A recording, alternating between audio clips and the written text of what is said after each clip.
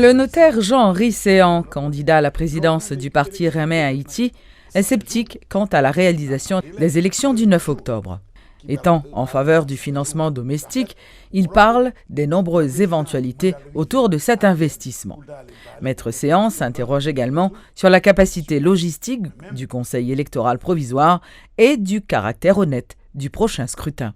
Le président de la République autour de lui, ouais, qui gagne comme conseiller, qui gagne dans les machines de l'État dans qui gagne dans les biens de l'État dans il suffit passer devant en 2060 ou 7 heures du soir.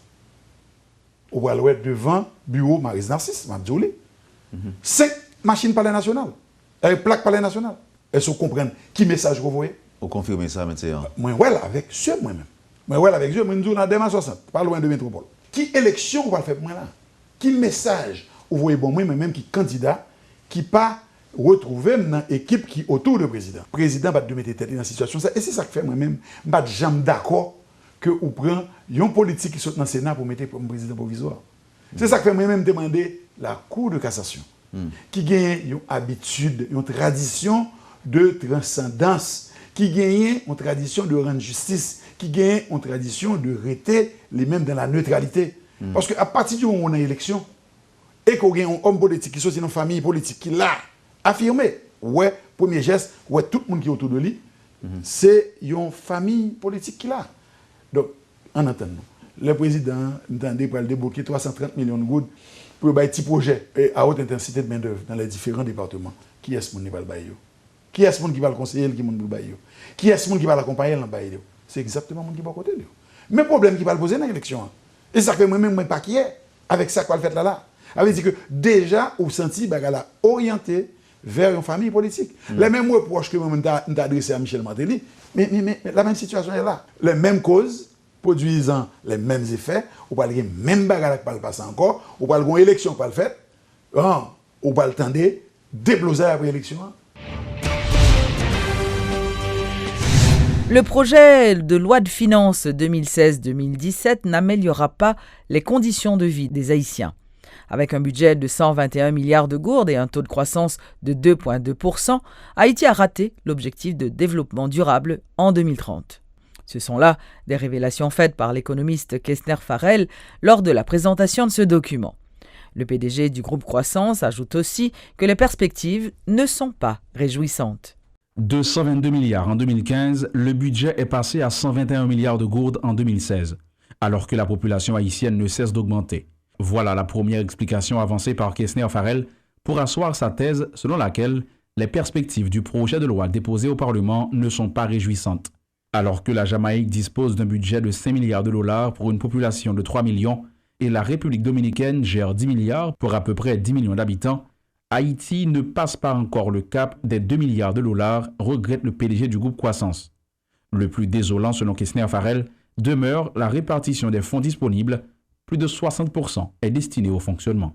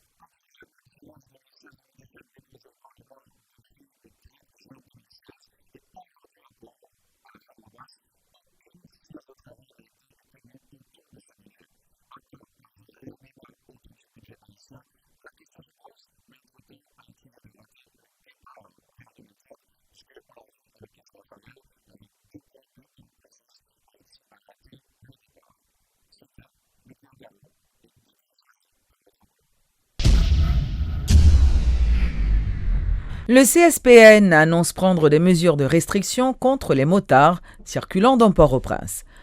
Le ministre de la Justice et de la Sécurité publique, Camille Edouard Junior, qui en a fait l'annonce, a précisé qu'il était nécessaire de donner une réponse appropriée à l'insécurité.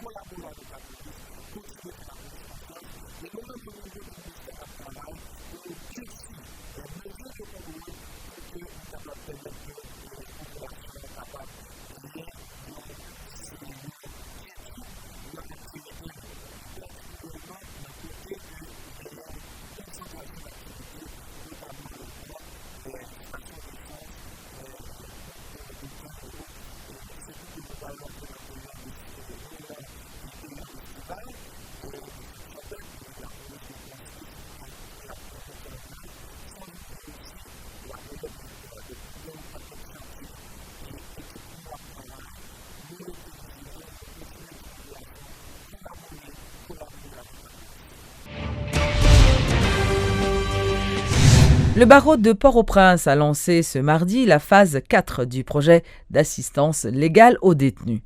La directrice du bureau d'assistance légale, Marie-Flore Lamour, a indiqué que les premières phases de ce projet ont permis l'accompagnement de plus de 22 000 détenus de décembre 2012 à juillet 2016.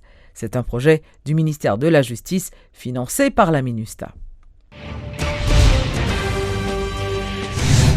La Croix-Rouge haïtienne, en partenariat avec la compagnie Access Haïti, a annoncé ce mardi une campagne intensive de collecte de sang. Pendant 4 jours, soit les 26, 27, 28 et 29 juillet, tout un chacun est invité à faire ce geste de partage qui peut sauver des vies.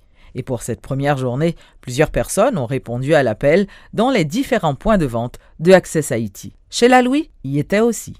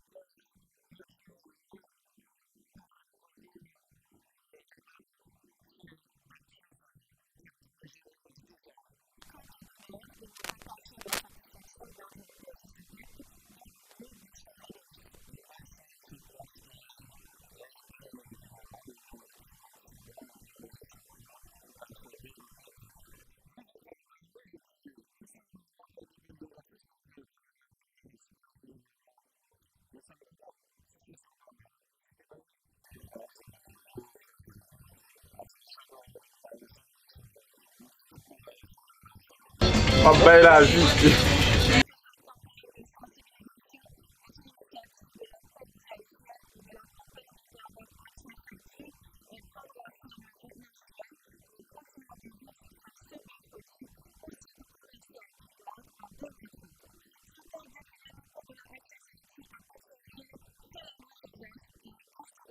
Bye, bye la vie.